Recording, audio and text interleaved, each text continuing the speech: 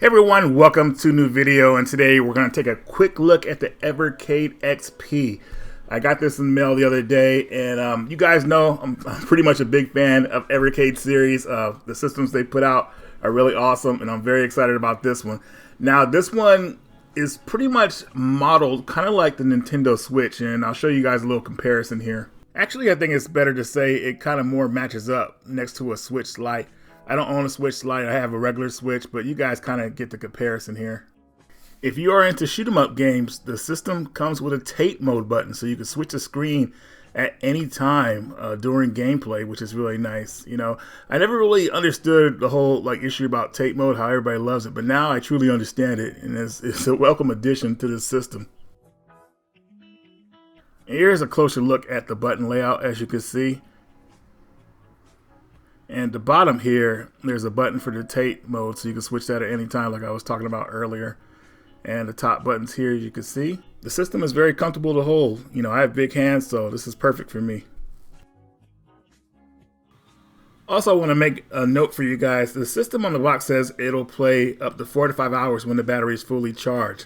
I tested it, and I got around 7 hours out of it, so maybe it depends on which games you're playing, but I just wanted to put that out there.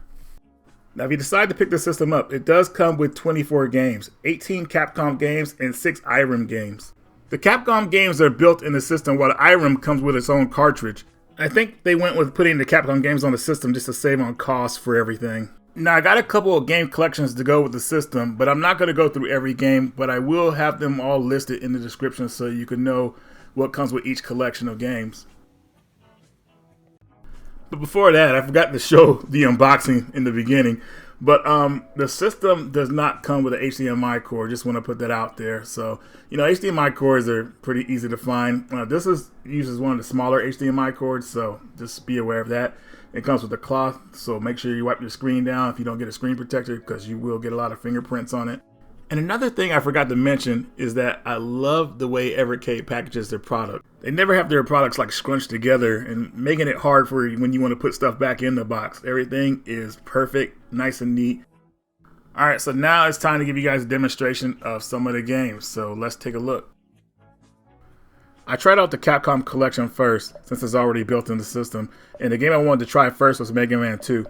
I felt like this was the perfect game to try out to see if there was any lag input in the controller. Now, I'm sure most of you guys know that the Mega Man games are tough platform games.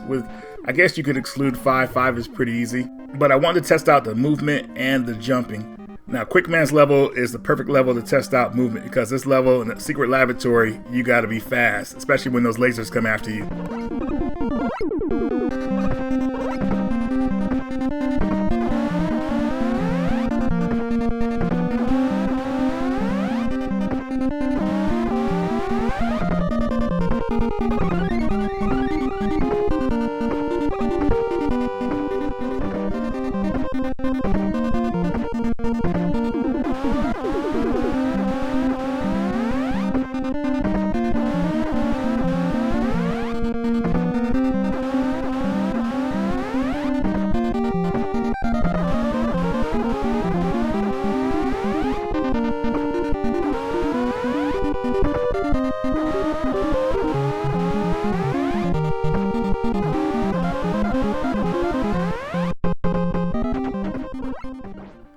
And here's a little test of the jumping around.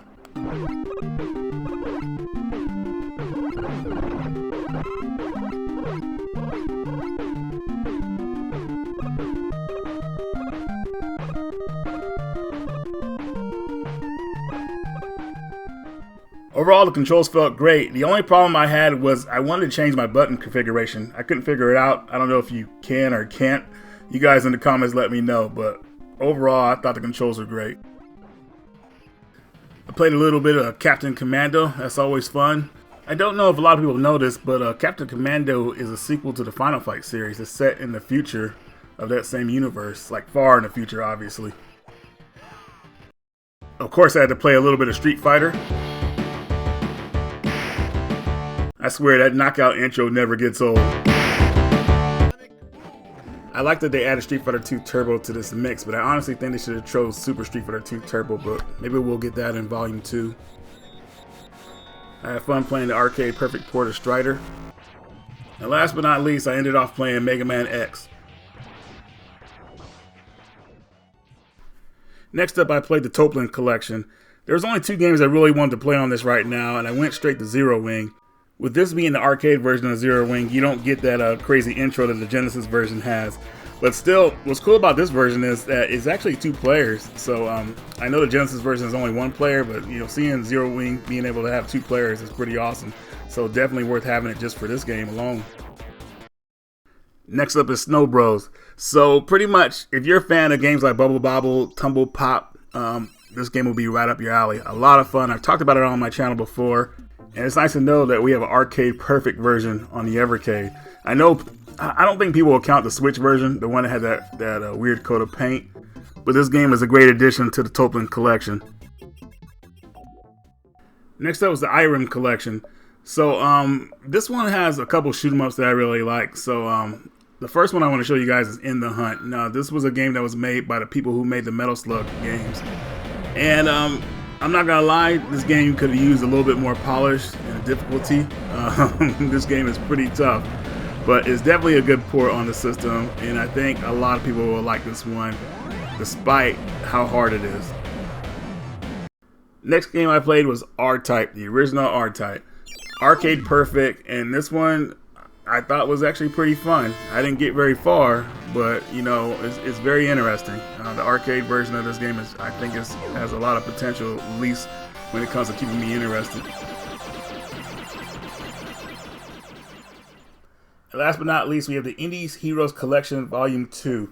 So this game has a John Riggs game on it, Yeah Beavis, so I wanted to try that one out first. I talked about this game on my channel before, and this is a game he put together based off a game that never came to existence, but he made a sequel to it, and it's really cool to see it on this collection. The game has you using your electrical powers to clear out the enemies on the screen.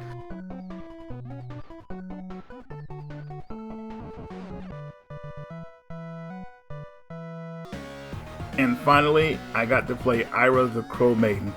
I had never heard of this game, and when I played it, I was pretty much hooked. The soundtrack, the platforming, this game is a lot of fun. Definitely worth purchasing this collection for this game alone.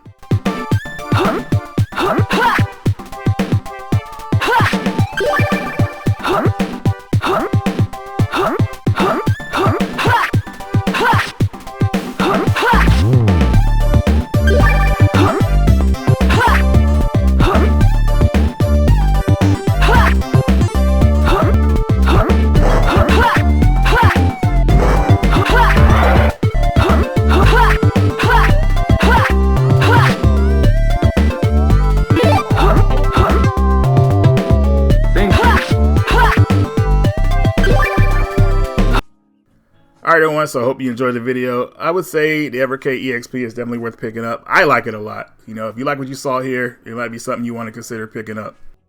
I will have links in the description on where to pick this up from. And also be sure to follow the Evercade page.